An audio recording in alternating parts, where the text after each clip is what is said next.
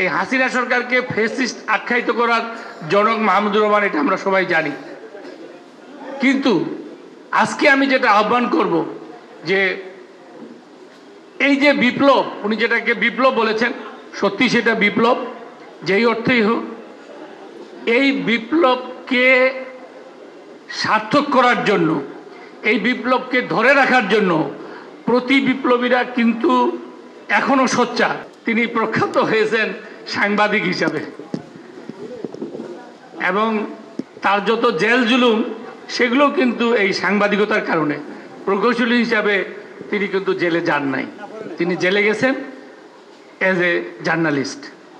তো সেই হিসাবে আমরা যেমন তার বেসিকটা নিয়ে গর্ব করতে পারি, আপনার সাংবাদিকরা তার এই জিনিসটা নিয়ে গর্ব করতে পারেন যে এখন তাকে চেনে কিন্তু আমার দেশের সম্পাদক মাহমুদুর রহমান।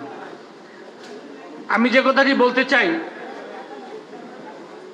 সেটি হলো, তিনি দীর্ঘদিন পর, বিশেষ করে তিনি যখন কুষ্টিয়ায় আক্রান্ত হন, তারপর তিনি কিন্তু কোর্টের কাছে একটা নিরাপত্তা চেয়েছিলেন যে আমি সবগুলো মামলা ঢাকায় লড়তে চাই। এর উদাহরণও ছিল, আপনার অন্য সাংবাদিকরা, বিশেষ করে আমি বলি প্রথম আলোর সম্পাদকরা কিন্তু এই সুযোগটা পেয়েছিলেন।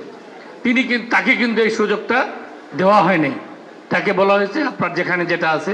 তখন তিনি নিরাপত্তা চেয়েছিলেন, পরে যখন নিরাপত্তা চাওয়ার পরও তাকে কোনো নিরাপত্তা দেওয়া হয় নাই, তখন আমরা একটা পরিকল্পনা করেছিলাম যে আমরা অন্তত প্রকৌশলীরা, সাংবাদিকরা মিলে একটা টিম করব, যে টিমে আমরা তার সঙ্গে সব জায়গায় হাজিরা দিতে যাব।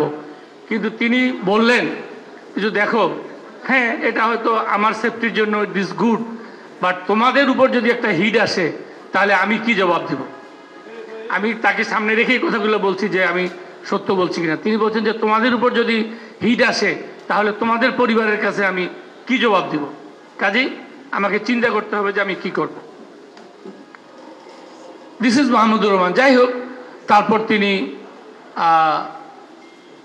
বিদেশ পাড়ি দেন, প্রথমে মালয়েশিয়া, তারপরে টার্কি,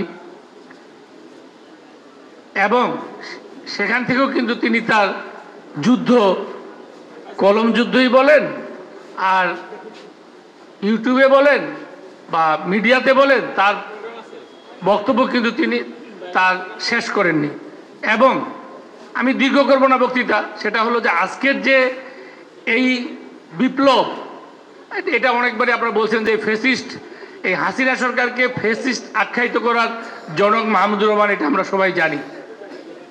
কিন্তু আজকে আমি যেটা আহ্বান করব যে এই যে বিপ্লব, উনি যেটাকে বিপ্লব বলেছেন, সত্যি সেটা বিপ্লব, যেই অর্থেই হোক, এই বিপ্লবকে সার্থক করার জন্য, এই বিপ্লবকে ধরে রাখার জন্য প্রতি বিপ্লবীরা কিন্তু এখনো সোচ্চার।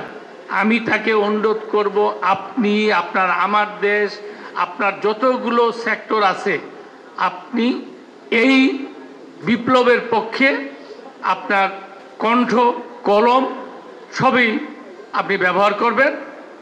এটাই আপনার কাছে আমাদের প্রত্যাশা।